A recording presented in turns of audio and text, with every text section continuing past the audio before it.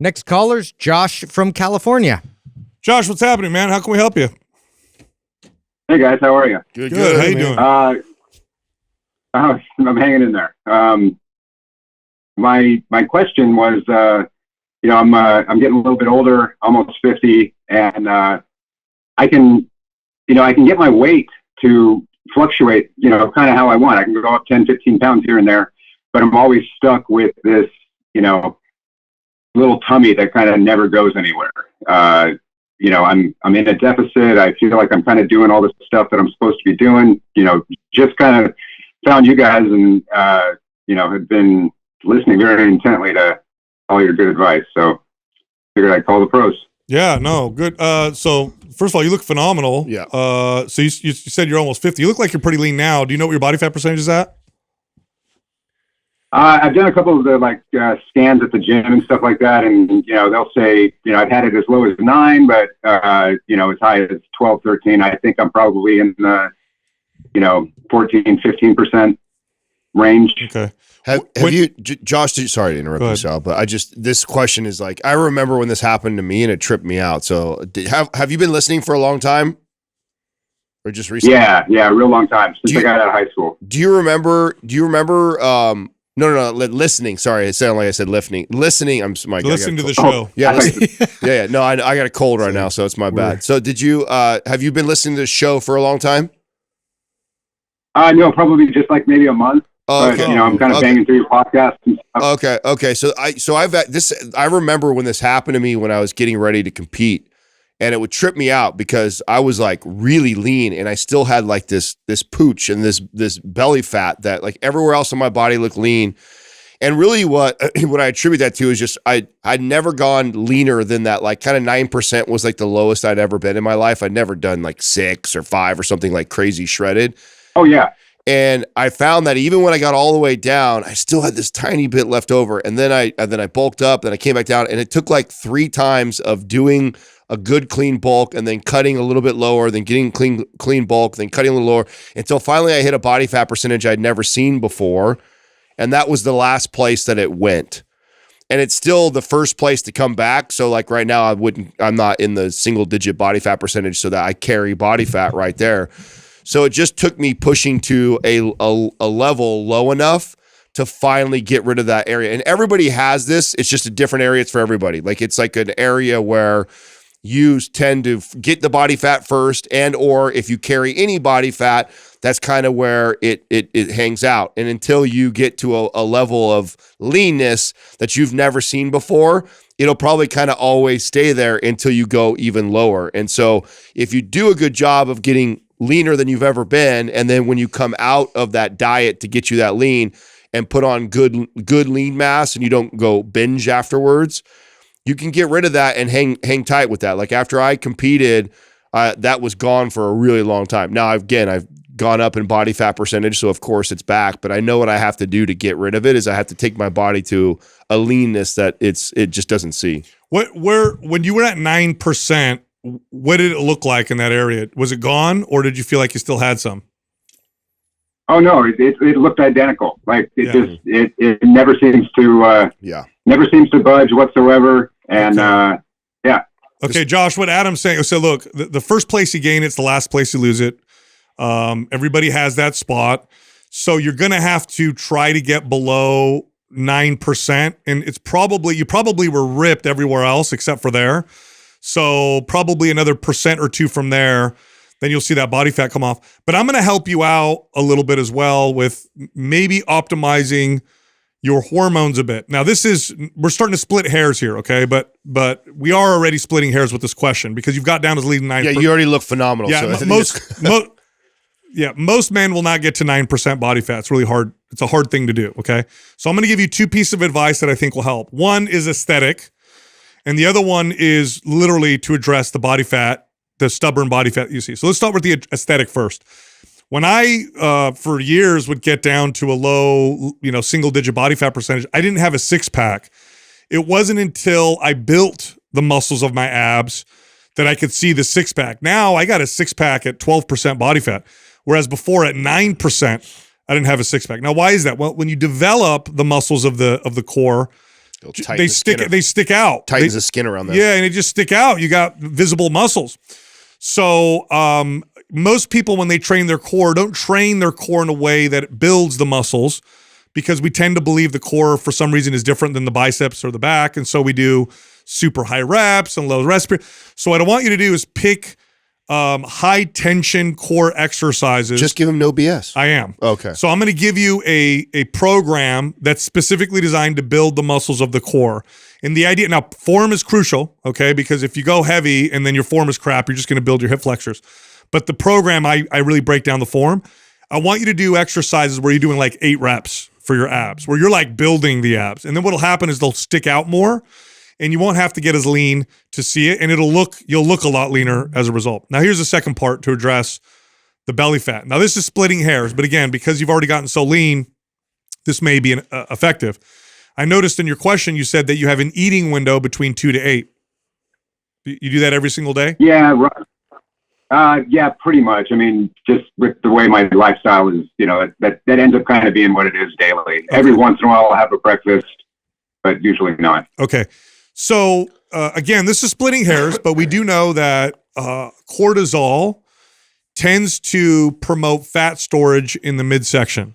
Okay. And we can see this in people as their hormones start to change as they get older.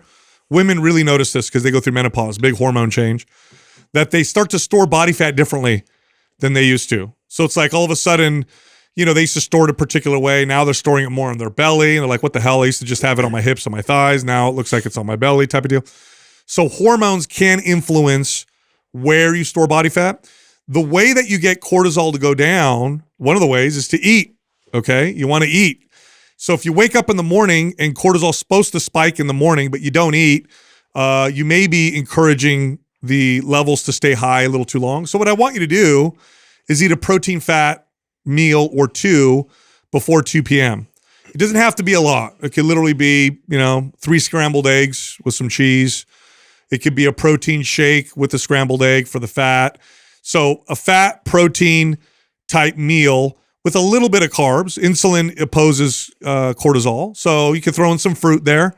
1 or 2 small meals, and do that while you're doing this process that we're talking about. And then put yourself in a calorie deficit. And the way that you should do the deficit to maximize what you're looking for is a 3-to-1 ratio of cut to maintenance. Okay, so you'd be in a deficit for 3 weeks, do a 1 week of maintenance, 3-week deficit, 1 week maintenance.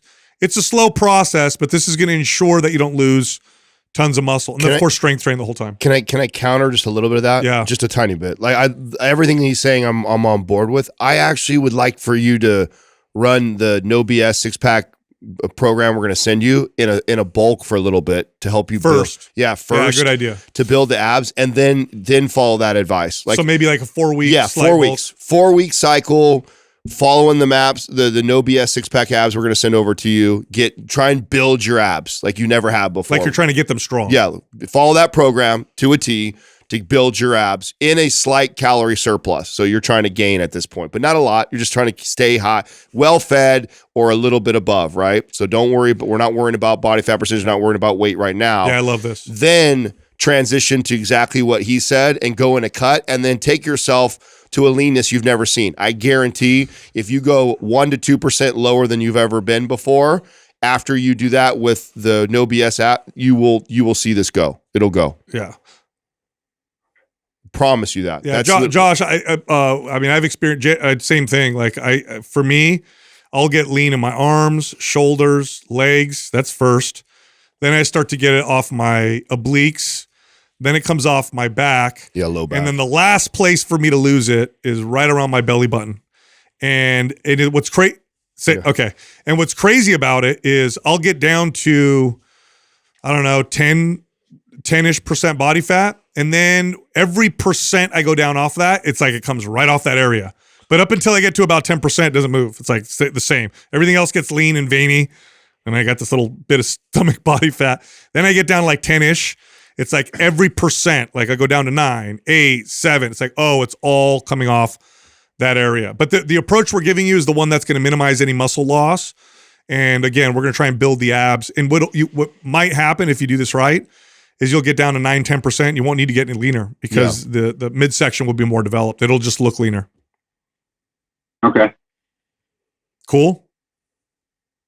Awesome. Thank you. Thank you so much for taking my call. Yeah, you got it, man. Yeah, keep us posted. I'm curious to see how this goes. This was a really stubborn thing for me, and it took me a long time to piece this together. It didn't happen until I was in my 30s before I finally figured this piece out. What does your normal workout look like, by the way? Because we're going to send you the ab program, but what does your normal strength training look like?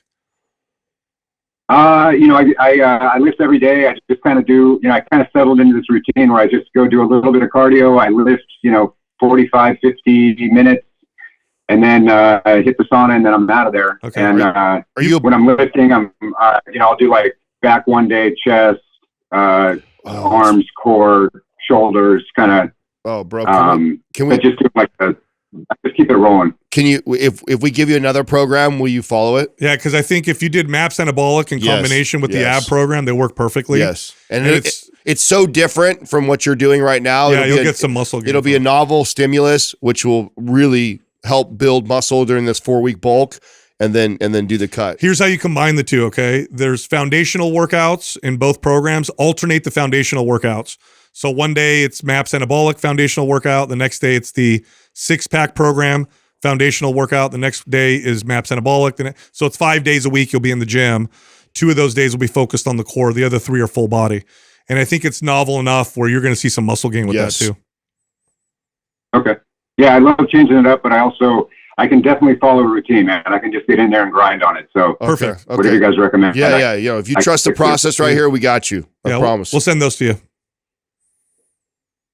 Yeah, I trust you guys. Awesome. Right. Thanks, Josh. I'm sorry, what was that? No, we just said awesome. Oh, yeah, thank you. Yep. You got it, man. All right, take care. Take it easy.